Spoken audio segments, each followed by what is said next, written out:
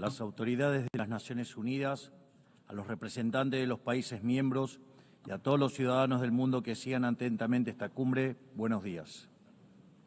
El año pasado me paré ante ustedes en esta misma asamblea y presenté una nueva orientación en política exterior para la Argentina.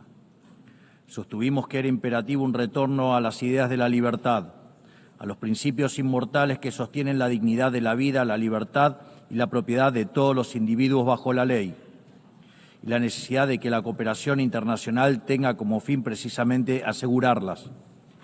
Sin embargo, advertí que la ONU se había alejado de su norte en las últimas décadas. El exitoso modelo de Naciones Unidas que hablaba de la necesidad de paz sin victoria y que se fundaba en la cooperación de los Estados-nación, se vio reemplazado por un modelo de gobierno supranacional de burócratas internacionales que buscan imponerle a los ciudadanos del mundo un modo de vivir determinado. Así es como pasamos de una organización que pretendía mediar la paz entre pares a una organización que pretende decidir no solo qué debe hacer cada Estado-nación, sino también cada uno de los individuos en las distintas latitudes del planeta. Nosotros creemos en el fin original de este organismo. Creemos que existen problemas globales que requieren del diálogo y la cooperación internacional para ser resueltos. Pero para eso debemos rechazar estas extralimitaciones que a menudo acompañan a las agendas nobles. Como sostuvimos el año pasado, no acompañaremos nunca el cercenamiento de libertades individuales, comerciales, ni la violación de los derechos naturales de los ciudadanos de los Estados miembros. Y durante el último año y medio hemos votado en consecuencia. Esto lo digo a sabiendas de que muchos no comparten mis palabras, porque como siempre dije, es preferible decir una verdad incómoda que una mentira confortable.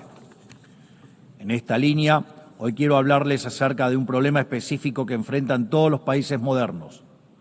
Actualmente, en todo el mundo se está planteando una contradicción entre el presente y el futuro, un problema de índole política, económica y filosófica, en cuya respuesta se juega el destino de la humanidad toda. Si lo llevamos a los términos de comodidad e incomodidad que he planteado, el mundo entero parece estar estancado en el confort del presente, haciendo caso omiso a las consecuencias que esto pueda traer en el futuro.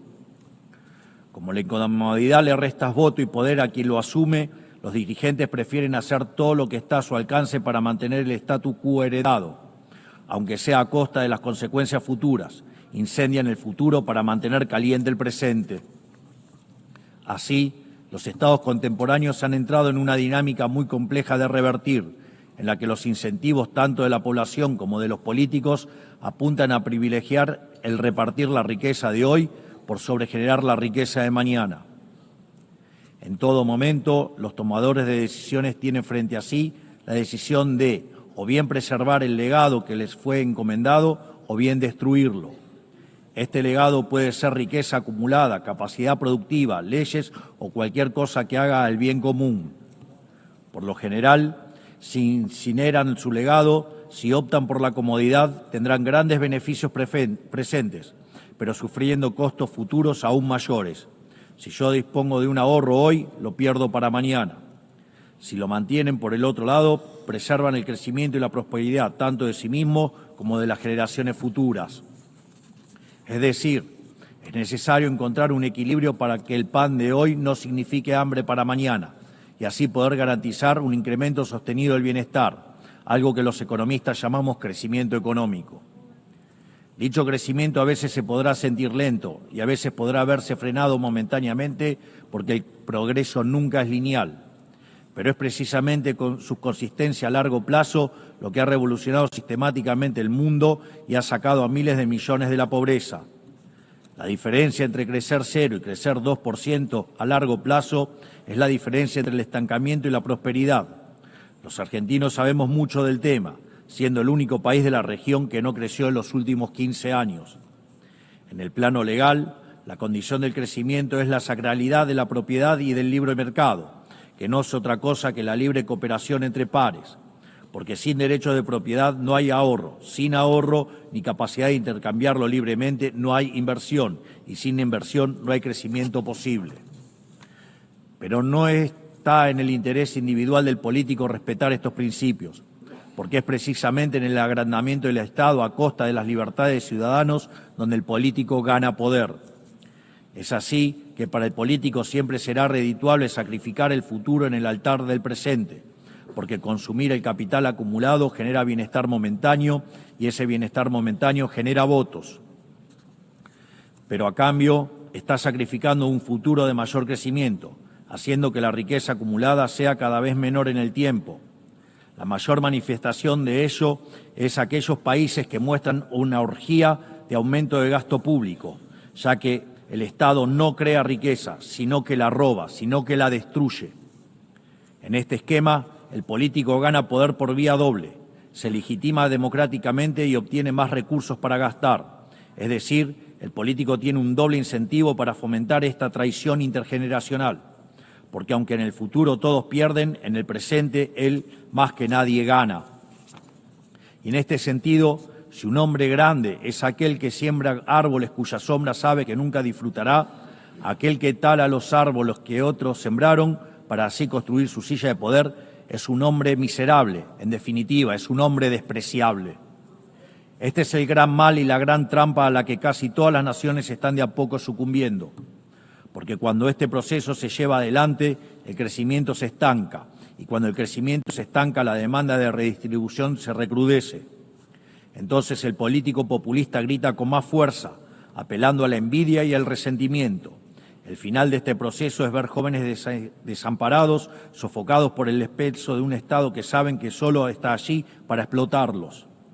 Lamentablemente, las medidas de expansión fiscal, la expansión monetaria y la expansión del poder estatal por sobre el de los individuos conforman un patrón que se está repitiendo en todos los países, sobre todo en aquellos que componen el mundo libre. Pero el problema no es solo de política económica. Lo vemos también cuando se viola la igualdad ante la ley o se abren las puertas de forma indiscriminada a la inmigración por razones políticas. Contrariamente a lo que es la inmigración, en este caso se trataría de invasión.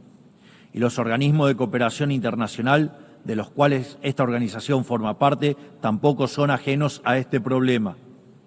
Con el correr de los años, esta organización ha ido adquiriendo funciones ajenas a su espíritu fundacional. Ha ido creando capa sobre capa de organismos, agencias y programas hasta alcanzar una hipertrofia de administraciones que son poco efectivas a la hora de resolver los problemas para los cuales fueron creadas. Así, se engrosan las responsabilidades de la ONU, se engrosan los aportes recibidos por parte de las naciones miembros y se redujeron los resultados palpables que esta organización tenía para ofrecerle al mundo. A este cóctel de incentivos cruzados se le suma que, a diferencia de los primeros mandatarios nacionales, en las organizaciones internacionales nadie rinde verdaderamente cuentas por fallar en la resolución de un problema. Esta contradicción entre grandes objetivos y resultados magros ha generado una erosión del prestigio de esta casa y de otras. Sin ir más lejos, los malos resultados de la Agenda 2030 dan testimonio de esto que describo. Lo que persiste en la práctica es un ciclo de estructuras que se reciclan, recursos que se multiplican y metas que se reprograman. Por esta razón, la Argentina decidió en su momento apartarse de este proceso, porque veíamos en esta agenda un malgasto de recursos escasos, con fines que no compartíamos y con el efecto de distraer la atención de las dificultades reales de un mundo encaminado al estancamiento. Es mi deber advertir contra este mal porque en Argentina lo vivimos hasta su consecuencia natural. Llegamos al fin del cómodo camino al que conduce desentenderse el futuro, o sea que venimos de un futuro que para ustedes aún no ha terminado de llegar. Y quiero decirles que están a tiempo de evitarlo, porque ninguna sociedad puede sobrevivir si incendia el futuro para calentar el presente. En mi país hemos aprendido por las malas una lección muy valiosa. Durante décadas se hipotecaron flujos futuros en función de repartir stock en el presente.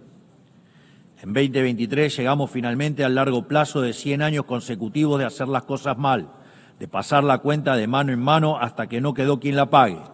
Y todo eso, sumado a lo que les conté previamente, terminó quebrando a nuestro Estado.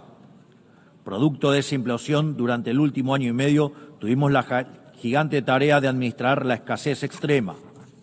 Y hoy estamos por primera vez en décadas haciendo lo que hay que hacer para que el futuro sea mejor. para lo cual la única fórmula es hacer lo contrario a lo que se hizo en el pasado. A esto se le contrapone el resto de la política, que nos demanda hacer lo mismo que hacían ellos y que también nos arrastró hacia la decadencia, hipotecar el futuro para satisfacer demandas presentes.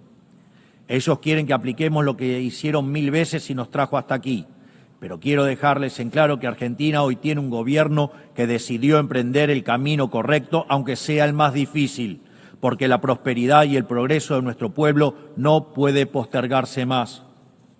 No somos, sin embargo, los únicos que estamos tomando las decisiones difíciles que este momento histórico demanda. El presidente Trump en Estados Unidos también entiende que es el momento de revertir una dinámica que estaba llevando a Estados Unidos a una catástrofe. Y sabemos que una catástrofe en Estados Unidos es una catástrofe global.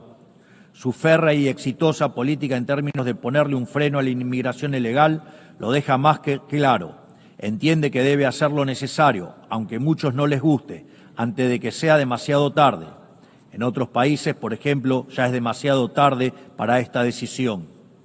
No solo eso, sino que también está llevando adelante una reestructuración sin precedentes de los términos del comercio internacional, una tarea de magnitudes titánicas que hacen al corazón del sistema económico global, porque este sistema estaba depredando el corazón industrial de su país y sumiéndolo en una crisis de deuda sin parangón. Más aún, está llevando adelante una limpieza de la captura institucional del Estado americano, porque en el mismo se habían infiltrado facciones de izquierda que atentaban contra cualquier programa de reforma por más necesario que fuera. Este tipo de desafíos que tanto el presidente Trump como yo estamos abordando tienen un denominador común que todos los países del mundo e incluso las organizaciones supranacionales deben enfrentar. Deben encontrar la manera de recuperar un interés por el futuro y no sucumbir a la tentación de solo atender el presente. Esto es algo que las grandes naciones de Occidente durante mucho tiempo practicaron y necesitamos recuperar. Hace falta volver a las bases. Debemos recuperar una noción de lo prioritario, acompañado por recuperar una noción de hacer lo difícil y correcto por sobre lo fácil y cómodo.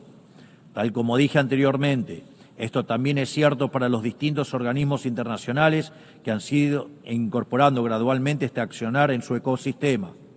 Creo que hablo por todos al decir que nos gustaría que la ONU lidere este cambio de paradigma, regresando a las bases que la han convertido en la gran organización que supo ser en el pasado. Por eso, quisiera humildemente poner a disposición de esta Asamblea 4 principios que creemos pueden ser útiles para seguir en pos de este objetivo. 1. Principio del mandato esencial. La misión central de la ONU es preservar la paz y la seguridad internacional.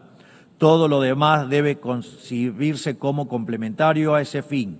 La gestión estratégica de los recursos de esta institución requiere, por lo tanto, apegarse a esas prioridades, no a otras. 2. Principio de subsidiariedad internacional. La ONU debería intervenir sobre un tema únicamente cuando sea evidente que el problema excede de manera demostrable las capacidades de acción nacional. En todos los demás casos corresponde devolver la iniciativa a los Estados, que son quienes poseen legitimidad democrática y responden ante sus pueblos. 3. Principio de eficiencia institucional. Así como la Argentina ha iniciado un proceso de optimización del Estado, eliminando estructuras redundantes y devolviendo recursos a los contribuyentes, entendemos que la ONU necesita un camino similar.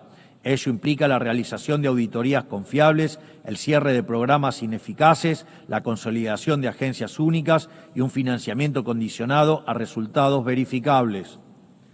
4. Principio de simplificación y racionalización normativa.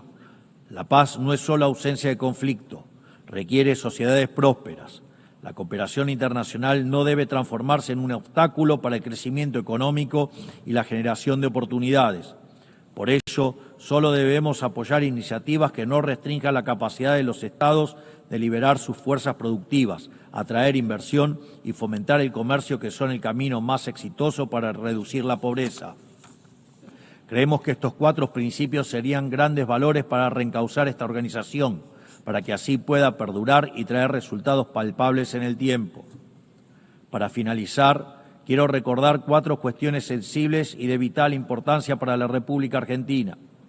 En primer lugar, quiero reiterar nuestro reclamo legítimo e irrenunciable sobre la soberanía de las Islas Malvinas, Georgias del Sur, Sandwich del Sur y los espacios marítimos circundantes que permanecen ocupados ilegalmente. A pesar de los 80 años que pasaron desde la creación de esta organización, situaciones coloniales como esta siguen sin ser resueltas. Por lo que invitamos al Reino Unido a reanudar las negociaciones bilaterales de conformidad con la resolución 2065 de esta misma Asamblea General, junto con todas las resoluciones posteriores que la acompañan. En segundo lugar, quiero manifestar nuevamente mi repudio a las expresiones de violencia fundamentalista que aún existen y se propagan por el mundo. En Argentina ya sufrimos este horror con los ataques de la Embajada de Israel y la AMIA en los años 1992 y 1994 respectivamente. Por eso instamos a la comunidad internacional a fortalecer la cooperación jurídica para garantizar que las circulares rojas de Interpol sean respetadas y que los responsables de dichas atrocidades puedan comparecer ante la justicia, ayudándonos a terminar de cicatrizar esta dolorosa herida en la historia de nuestro país. Tercero, estamos asistiendo a una escalada inadmisible en la violencia política por parte de la izquierda a nivel global, violencia que en Argentina conocemos muy bien. Es inadmisible recurrir a la fuerza allí donde las razones fallan. Por eso repudiamos enfáticamente estos procedimientos que atentan contra las normas básicas de convivencia democrática. Cuarto, la situación del ciudadano argentino Nahuel Gallo, secuestrado y detenido de manera arbitraria en Venezuela sin imputación, sin asistencia legal ni consular. En palabras simples, una desaparición forzosa. Exigimos al gobierno de Venezuela su inmediata liberación y hacemos un llamado a la comunidad internacional para que acompañe este reclamo legítimo en defensa de los principios más básicos del derecho internacional y de la dignidad humana. Finalmente, reiteramos nuestra exigencia de liberación inmediata de los rehenes que aún permanecen cautivos en Gaza. Finalmente, que Dios bendiga al mundo libre, que las fuerzas del cielo nos acompañen. Muchas gracias a todos. Thank you very much on behalf of the Assembly, His Excellency, the President of Argentina Republic.